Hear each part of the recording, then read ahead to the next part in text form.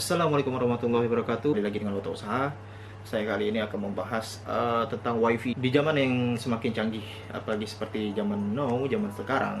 WiFi adalah suatu hal yang sangat-sangat diperlukan oleh para usaha, perkantoran, sampai ibu-ibu perumahan pun, sampai anak-anak kecil pun pasti memerlukan yang namanya jaringan akses internet ya teman-teman ya.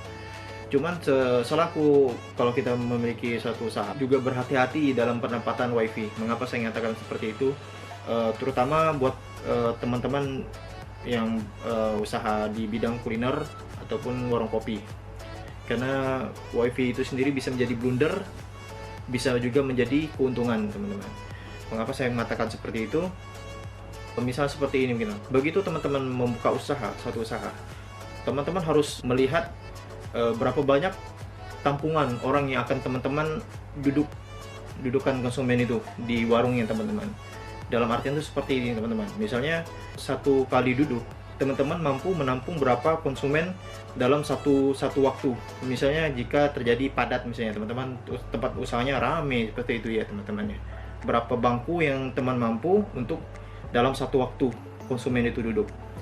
Mengapa saya mengatakan seperti itu? Karena gini teman-teman, ya mohon maaf, saya katakan tempatnya mungkin tidak begitu besar. Kemudian tempat bangkunya tidak banyak. Hati-hati dengan memasang WiFi. Mengapa saya mengatakan seperti itu? Contohnya seperti ini teman-teman. Kita logika seperti misalnya saya bawa teman berdua ataupun kita bertiga, berempat. Mungkin teman-teman dari segi konsep, dari segi kenyamanan, tempat teman-teman itu enak.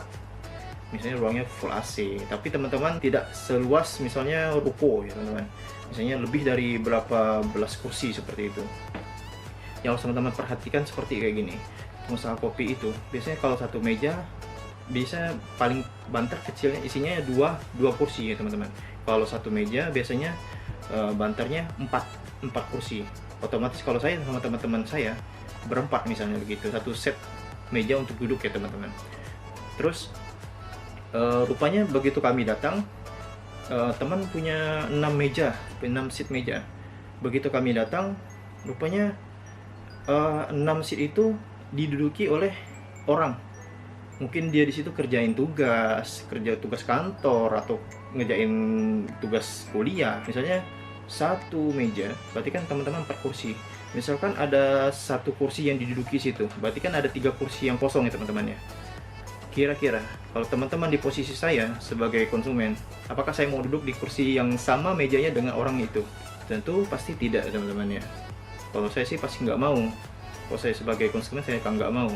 Karena saya punya saya bawa, jangankan saya sendiri. Kalaupun saya membawa teman-teman, pasti saya punya privasi. Kami yang sebagai teman punya privasi sendiri, omongan sendiri gitu teman-teman. Nggak mau ikut campur duduk walaupun berbeda satu meja dengan orang lain, pasti nggak akan mau teman-teman. Di situ teman-teman harus perhitungan. Misalnya oke, teman-teman ada WiFi di situ, tapi sekali duduk minimal orang mau berapa jam. Makanya hati-hati dengan penunjang WiFi ini, hati-hati teman-teman. Jadi kalau teman-teman memiliki tempat usaha yang luas, itu yang mendapat saya sampaikan. Apa yang teman-teman pengen tanyakan, silahkan komen di bawah. Nanti insya Allah kalau saya ada ilmunya atau pernah sharing sama orang atau saya tahu sendiri, saya akan berbagi. Tapi jika saya akan bertanya pada orang yang lebih paham gitu ya teman-teman. Jadi otak usaha ini bukan berarti saya orangnya jago teman-teman. Di atas langit masih ada langit teman-teman ya teman-teman.